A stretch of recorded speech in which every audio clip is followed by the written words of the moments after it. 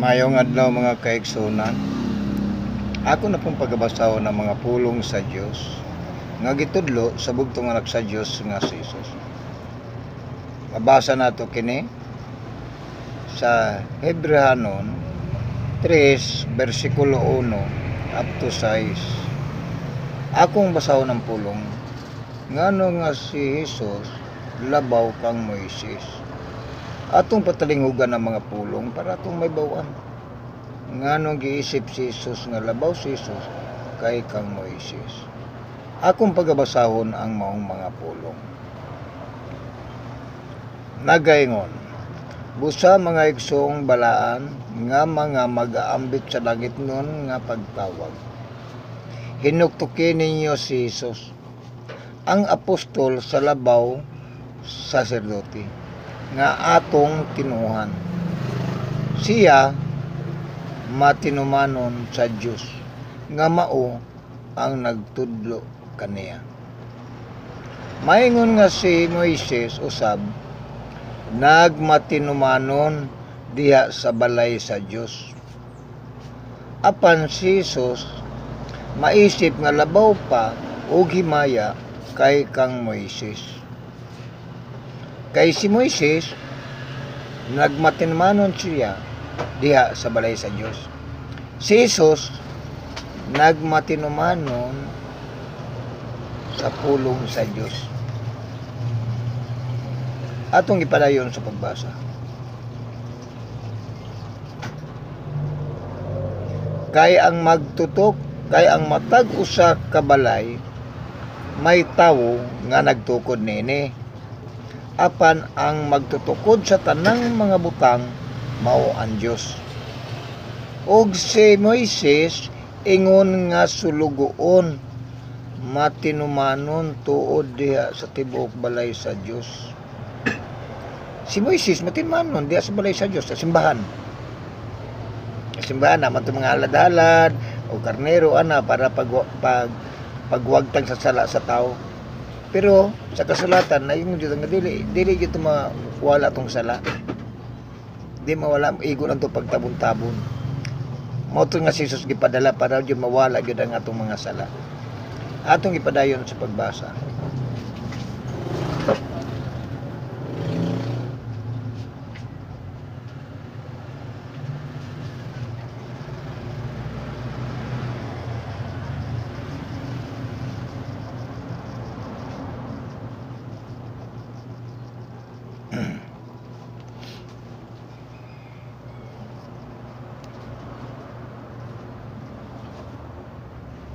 Og si Moises ingon atong usbog at basa.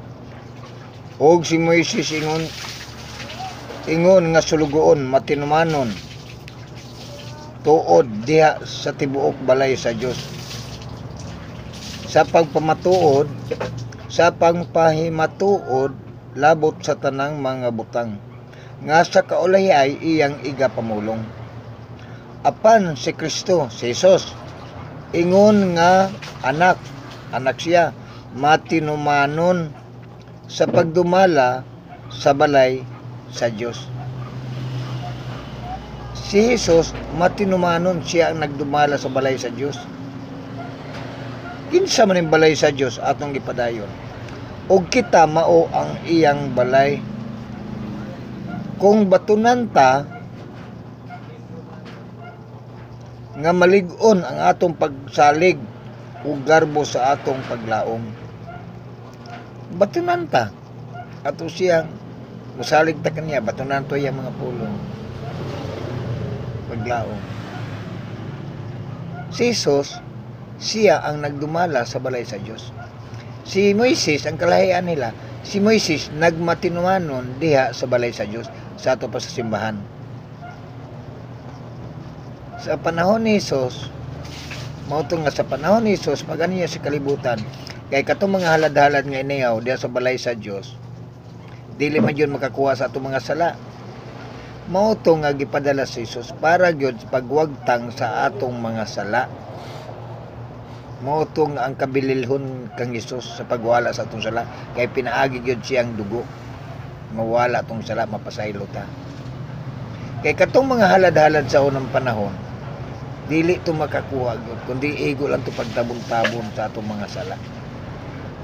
Ang lawas gyud ni Jesus mao kanay giandam sa Dios. Ang lawas ni Jesus mao toy halad pasiguli natong mga tawo. Og kining mga pulonga nga akong gibasa mao gyapon ni ang gitudlo sa unang panahon sa Israel. Sa mga apostoles, sa bugtong anak sa Dios, mao ni ang gitudlo sa una. Karon ako na pong gibasa, wala po na ako naputol-putulan. Diretso-diretso din ang pagbasa. Para ang gitudlo sa unang panahon sa Israel, mao gyapon ang gitudlo kanato karon. Nya dili pud ako nagtudlo. Kay igo ra man pud ko nagabasa sa mga pulo. Para kitang mga tao mahisakop ta, makaambit ta sa iglesia. Katong gitukod ni Kristo nga iglesia ngadto sa Israel. Kay mao man ni nilang gipatalingugan, wala man ni giputol-putol kaning pulong sa Dios. Sa unang panahon wala man ginaputol-putol, diretso-diretso man gyud na ang pagwali sa mayong balita. Mao po ni nga wala na ko putol-putol ang mga pulong sa Dios. Para ang gipatalingugan sa iglesia ngadto sa Israel, mao usab ang atong gipatalingugan. Para kitang mga tao sa kalibutan mahiusa ta. Ang gipatalingugan sa mga tao, kita mga tao sa kalibutan, mga pulong sa Dios, ato pa mahiusa ta diha sa Dios. Sa iyang pulong nga gitudlo sa bugtong anak sa Dios nga si Jesus. Aron kita mahisakop ta sa iglesia. Kaya mahisakop sa iglesia, sa diha nga nagapatalingog ka sa pulong sa Dios nga gitudlo ni Jesus, unya nagatuman ka sa ato pa masakop ka diha sa lawas ni Jesus nga mao ang iglesia. Ug kita mao ang lawas ni Jesus. Masakop na dito. Importante na itong mga tao. Dili kaya ako magtukod kong iglesia, dili. Nagabasa lang ko sa pulong sa Dios para kitang tao masakop ta didto sa lawas ni Jesus. Kay gipanagtawag man ta, di ba? Gipanagtawag ta sa pulong sa Dios. Dili man ako ang nagtawag. Ang nagtawag nato pulong sa Dios. Ako nagabasa lang ko sa pulong sa Dios. Usa gipanagtawag ta sa pulong sa Dios nga akong gibasa para ta masakop ta sa tinuod nga iglesia. Importante na itong mga tao. Dini nila gutob ang maong mga pulong. Importante na ito ni. Paningkamutan na ito mga mahisakop ta. Kay bisag dili ta sa unang panahon dugay naman kayo, sila nangamatay na, kita mga ulahi, pasakop gihapon ta dito sa iglesia. Unsa ang pagpasakop nato dito sa iglesia? Patalinghugan nato ang pulong sa bugtong anak sa Dios nga si Jesus, kay mao ka na ang gitudlo dito sa iglesia. Unya ang Dios may magpasakop ka nato dito. Dawaton niya kung ang atong pagtuo pagsalig, kung nakita niya nga nagkinaboy jud kag matarong, nagatuod yung kadi kaniya, siya ang magakuan sa ato magapili. Dili man pud tanan nga nagapatalingog nga masakop sa iglesia, kay na may mga tawo nga nagapatalingog pero wala nagatuman. Ang masakop dito sa iglesia katug yung nagatuog nagasalig, kay kung nagatuog kag nagasalig, nagapatalingog ka sa pulong sa Dios og nagtuman, sa ato pa nagkinabuhi kang matarong. Og ang Dios mao ang magkuan nato magpili kanato dito sa iglesia nga iyang gitukod. Dili kitang mga tao. Kay wala man ta kahibalo sa mga buhat sa ato mga isig ka tao. Ang Dios ra man ang naghibalo. Muna nga siya magpili kanato. Siya nagahatag siya pulong para makita niya kung kinsa gyud ang nagatuog nagasalig niya kanya para masakop dito sa iglesia nga iyang gitukod ngadto sa Israel.